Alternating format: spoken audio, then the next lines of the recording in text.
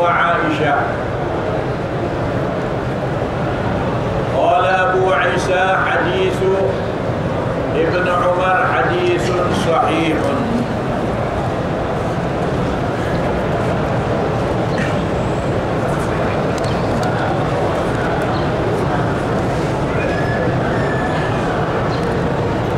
Kemudian babun minhu,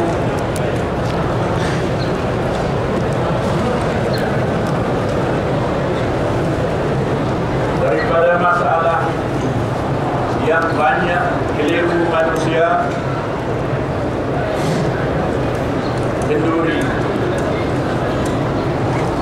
kenduri yang disuruh, yang dituntut kita kerjakan waktu kita hidup. Masa kita hidup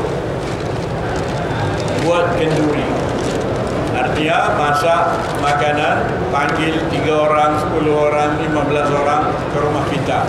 Itu digalakkan memberi makan kepada manusia waktu kita sehat dan kita hidup.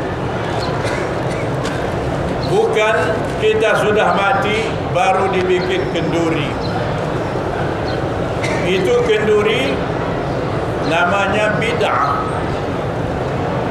Mufti Syafi'i Ahmad bin Zaini Dahlan di Mekah, dia bilang daripada bid'ah yang paling besar, apabila mati seorang di rumah ini, keluarga dia masak makanan, dijemput orang makan, 50 orang, 100 orang, berapa orang pun tak kiralah.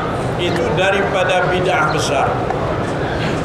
Itu bukan saya kata, itu Mufti Syafi'i Habaq, Mufti ulama Syafi'i di Mekah, namanya Ahmad Zaini Dahlan.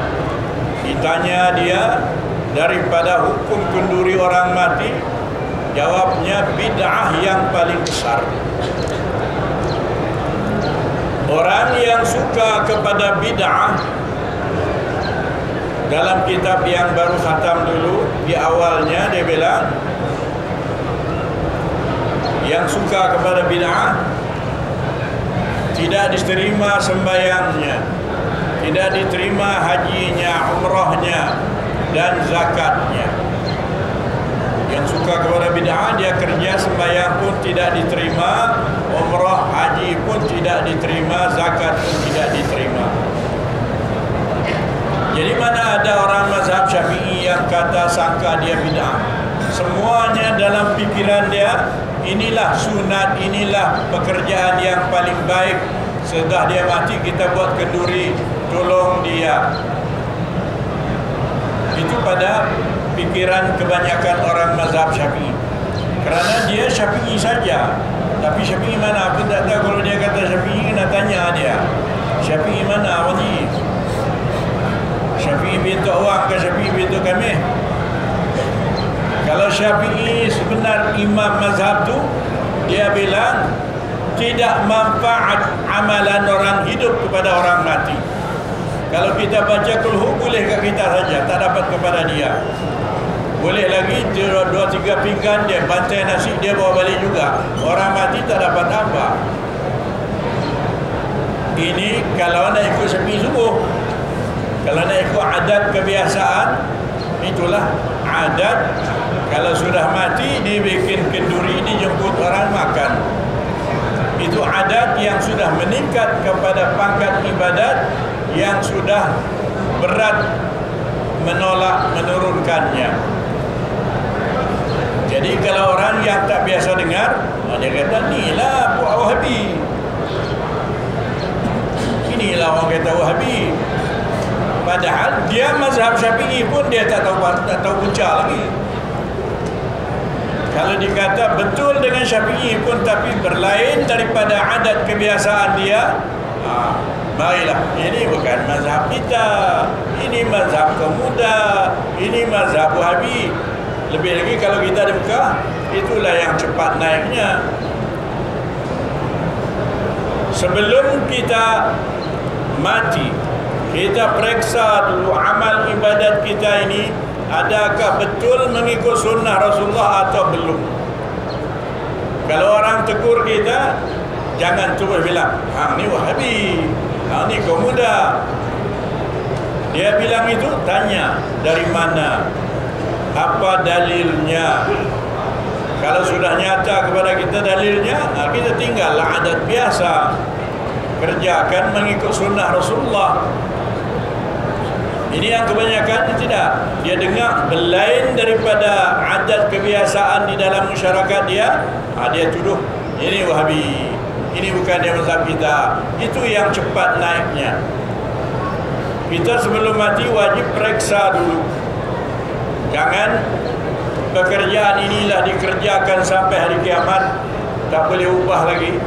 Padahal yang kita kerjakan itu salah, tak betul dengan mazhab. Jadi dalam mazhab Syafi'i sendiri dia kata amal orang hidup tidak manfaat kepada orang mati. Di tempat kita kalau masuk bulan puasa buat keteh besar, siapa nak buat kenduri zikir 10 ringgit bagi kat imam. Lepas tu dia khatib dalam bulan puasa tu ketak kepala-kepala, dia pun baca. Imam Syafi'i kata tak ada manfaat kepada orang mati. Kalau gitu dia ikut siapa? Ikut mazhab yang dia tahu lah, mazhab Syafi'i yang ajak dia. Jadi susah menurunkan yang meningkat kepada ibadat ini. Yang betulnya, yang pentingnya nak makan tu. Kalau di Mekah ni ada 2-3 kali dah, satu orang tu tak ada anak, orang mandui, nasyuah orang tu imam, orang panggil tu imam lah, dia tak ada, dia tu imam lah jauh itu, main mati di sini. Lepas tu tinggal bini dah 2-3 orang, anak tak ada. Sudah baca hari ini, baca esok, baca lusa, hari yang ketiga tu dia angkat BBC saja. BBC itu dia angkat jamu soal gelas balik. Dia pemarah bukan main. Kenapa? Kerana tak boleh makan. Yang maksudnya mata ke darah tu, itu yang penting sekali. Ada yang kali yang kedua tak bikin kibah lah, dia buat gulai terung saja. Dia merepet sampai sebulan tak habis. Kami merhati ketak kepala-kepala itu, apa jamu gulai terung, tak patut dia kata. Berbulan-bulan untuk merepet itu je. Itu maksudnya nak makan tu yang kuatnya. Kalau ada makan, tak apa. Yang meracik kata orang Kedah, kalau dia bunyi kata berdengung apa nama kibah ke apa, la ilaha illallah, la ilaha illallah, dia pejam sebelah, celik sebelah, dia celik dia tu la ilaha illallah, tengok angkat punggung kacang, dia pun mati je la ilaha illallah. Aku dah sangka kan mulai kibah kena bubuk kacang atau macam dia pun mati izin la ilaha illallah. Sesenak kawan. Kalau dengar kata kibah ke apa kan lagi geram lah. La ilaha illallah, la ilaha illallah. Bunyi bubuk kacang atau roti canai, la ilaha illallah, letih bunyi. Jadi tujuannya nak makan ke darah tu saja bacaannya. Karena Imam Syafi'i dah habaq, bacaan amalan orang hidup tidak manfaat kepada orang mati. Dia nak buat juga pasal apa? Pasal boleh makan. Kalau tak boleh makan, berbulan-bulan merepet BBC saja kan. Letih bukan main. Kita duk berhati ketak kepala-kepala, dan untuk BBC seorang tergilah balik duk merepet sepanjang jalan tu tak habis-habis. Kawan bantu dah tak ada anak. Mana anak siapa anak bantu? Tinggal bini betina semua 3 orang. Takkan bini nak beli kipas main tu jamu apa? Itu adat yang meningkat kepada ibadat kenduri orang mati. InsyaAllah, kalau siapa yang Allah bagi hidayat kepada dia, dapat dia tinggalkan. Banyak juga orang kita yang pertahankan ini, tapi yang mempertahankan supaya ada itu lebih banyak, yang itu yang lebih kuat.